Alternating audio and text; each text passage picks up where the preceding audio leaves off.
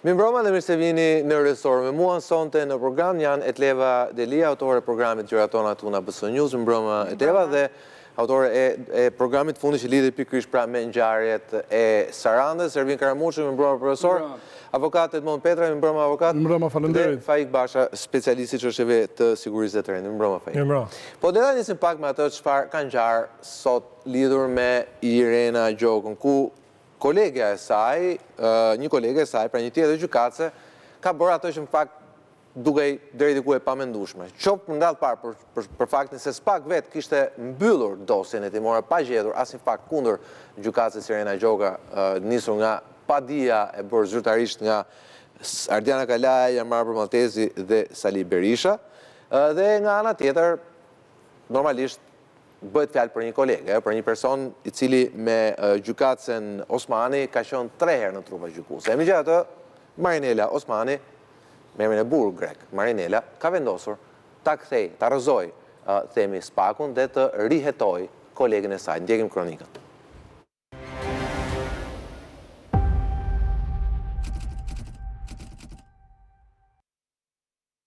Irena Gjoka nuk ka kryer vepër penale dhe nuk ekzistojnë kushtet ligjore për ta ndjekur atë penalisht. Prokuroria e posaçme pasi e zauroi të gjitha fazat hetimore ndaj magjistrates së gjykatës së posaçme antikorrupsion, ku konstatoi se nga autoritetet greke është përcjell shkresa që vendimi penal ndaj saj nuk ka marrë formë të prerë. Pas disa muajsh veprime hetimore, SPAK i kërkoi gjykatës së posaçme të pushonte hetimet ndaj Gjokës pasi nuk u gjetën element të veprës penale të falsifikimit të dokumentave, vulave apo stampave. Por kolega Irena Gjokës nuk është dakord. Gjykatësia e posaçme Marinela Osmani mendon se ajo duhet të rihetohet, duke i lënë 6 muaj afatkohor prokurorit Bledar Maksutit të plotësojë hetimet që mungojnë në dosje. Vendimi është diskutueshëm për ai shkosa organi hetues thotë se nuk është kryer vepër penale, por kjo nuk është gjykuar kështu nga Marinela Osmani. Magjistratja që disa herë ka qenë në treshe gjykuese Irena Gjokën ngrej dyshimet se kjo e fundit është emëruar në shkelet e ligjit. Osmani, e cila u emërua nga Këshilli i Lartë Gjyqësor si gjyqtare pranë GKK në 11 mars të këtij viti, pranoi kërkesën e Partisë Demokratike për të rikthyer për hetim fashikut hetimor të Irena Gjokës në SPAK. Vendimi i dhënë këtë të martë nga Osmani do duhet të zbardhet brenda afatit ligjor për të parë mënyrën se si ajo do të argumentojë rritshëljen e hetimeve për kolegen e saj, e cila prej tetorit të vitit 2023 është sulmuar ashpër nga Partia Demokratike.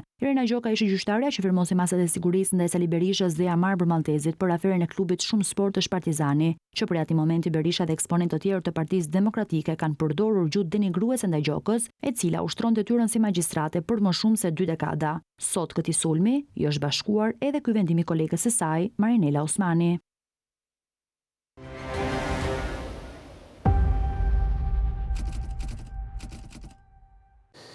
Mirë, para se të flasim për temat, të komentojmë të që kanë ngjarë. Petra, me që ti je marrë me dosjen e Irena Gjokës, sapo na dhe zbardhjen e... Jo zbardhjen, kjo është ajo pjesa e çfarë detyrash ka lënë. Ka lënë detyra që të pyetet kallëzuesit Ardiana Kalaja, Jarmar Maltezi dhe Sali Berisha. Si dhe e kallëzuar Irena Gjoka. Pra i ka lënë 20 pika SPAK-u. SPAK-u ndërkohë thotë nuk ka asnjë gjë të tillë e ka mbyllur. Ne edhe kam mbyllur drejtësia greke. Pastaj një pikë tjetër, pse i referohet, për shembull këtu i referohet magjistrati Irena Gjoka, pastaj i referohet Irena Maneku.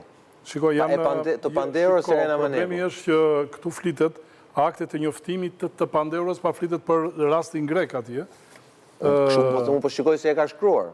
Shikoj, jo, po kështu do ta shkruaj për arsye të rastit grek. Këtu dhe nuk është aktet e timore si raporti, sekuestrimit etj. Shikoj, këtu po ta shikosh të paktën një ekspert, një jurist, një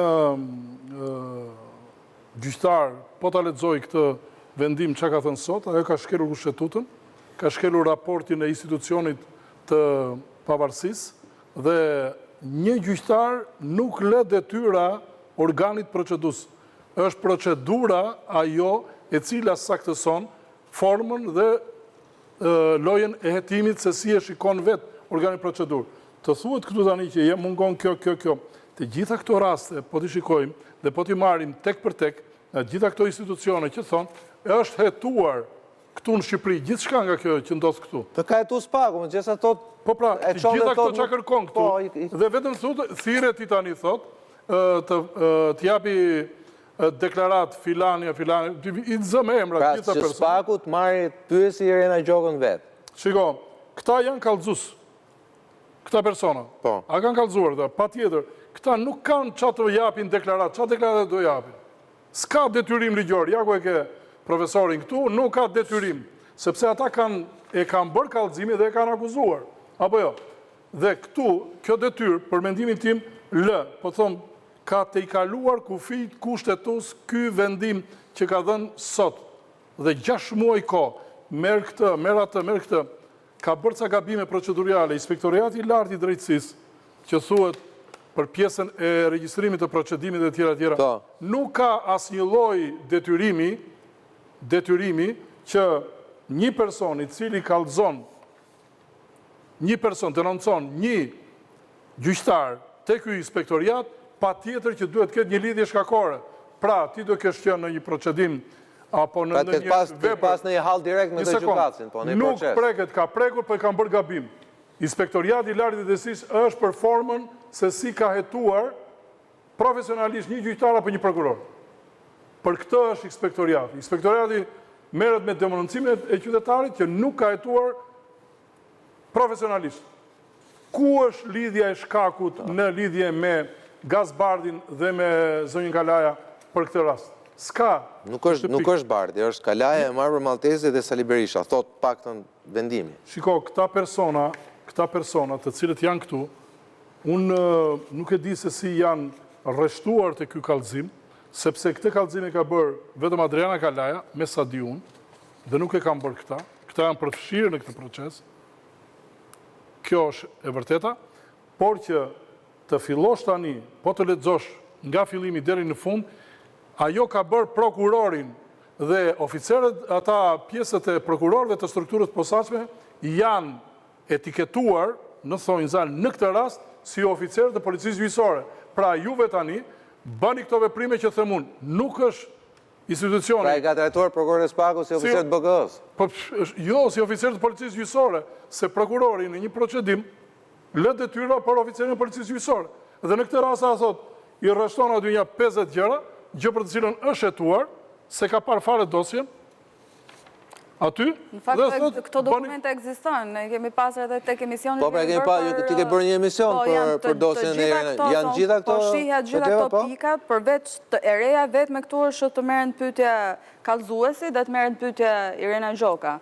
Gjithë të tjerat, çfarë ka shënuar me këto pikat këtu, të gjitha janë. Edhe prokura e posaçme që kërkohet. Pra gjitha këto janë dokumente që Spaku i ka marrë, ka verifikuar. Po janë verifikuar sepse janë dokumente që kanë ardhur nga autoritetet greke, janë vënë dispozicion prokurisë përgjithshme, prokuria përgjithshme më pas si ka kaluar edhe te KLG-ja, po i ka pas edhe në dosje Spaku, kështu që janë të verifikuara gjitha.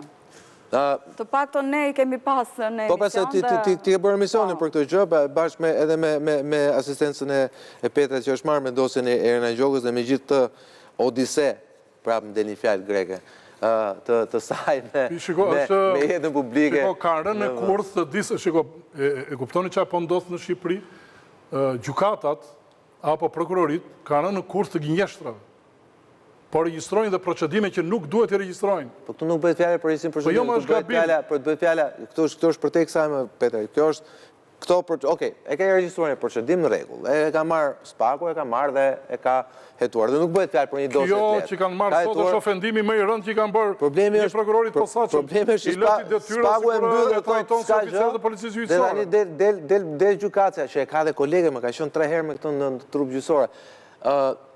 Karamuço, unë po arrite ky mendimi që kanë pasur ujërat e zeza, se s'ka mundësi. Kemi një debat të madh juridik gjatë gjithë këtyre viteve, flas që nga 2016 ku miratua paketa reformës në drejtësi, mbi rolin e gjyqtarit të timeve paraprak. Gjyqtari i timit paraprake është futur aty si pyk midis prokurorit dhe palëve. Që konsiderohet gjyqtari më i rëndësishëm i procesit. Se merë gjithë dosën, detyrohet shofi gjithë dosën. Për të parë mënyrën se si janë marrë provat të ligjshme apo jo, dhe për të parë më pas akuza si është ngritur, procedura si është ndjekur hetimore, rast pas rasti nëse është në përputhje me kodin e procedurës ose jo. Pra këto janë detyrat, në parim detyrat e gjyqtarit të timeve paraprak. Tani gjatë gjithë këtyre viteve debati ka qenë i madh për arsye se këta kanë vajtur shumë larg. Këta kanë filluar për shembull rëndojnë pozitën e të pandehurve, rëndojnë pozitën e personave në hetim. Që normalisht gjykatësi i detyrojnë prokurorët përballë prokurorit duhet jetë në krahun njerëzisht në krahun e pandehurit. E drejtojnë në hetim e shtesë me ngritje akuze shtesë. Pra nëse ti e ke quar e zëm për korupcion, jo dhe grupi strukturuar. Dhe rëndojnë pozitën. Kam parë raste të tjera se si gjyqtarët e hetimeve paraprake, po mbi çbazë ligjore. Pra ky është i debat që bëjmë sot ne. Mbi çbazë ligjore, edhe rasti konkret.